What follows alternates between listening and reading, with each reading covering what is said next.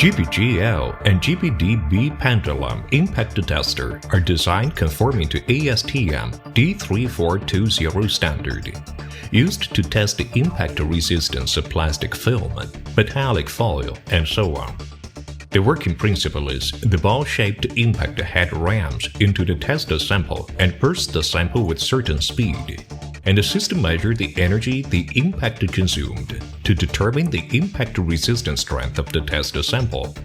GBG-L Electronic Pendulum Impact Tester has LCD display, automatic data process, can print report. It uses pneumatic clips with built-in printer-to-print report. It is high precision and accurate test result. It is easy to use, specially designed for flexible packaging.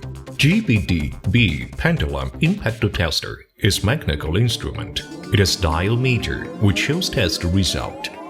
It's easy to use. It's used in the industries of packaging, plastic film, food, pharmaceuticals, personal care, research institute, inspection agency, and so on. GPPI, the overall program of packaging test technology,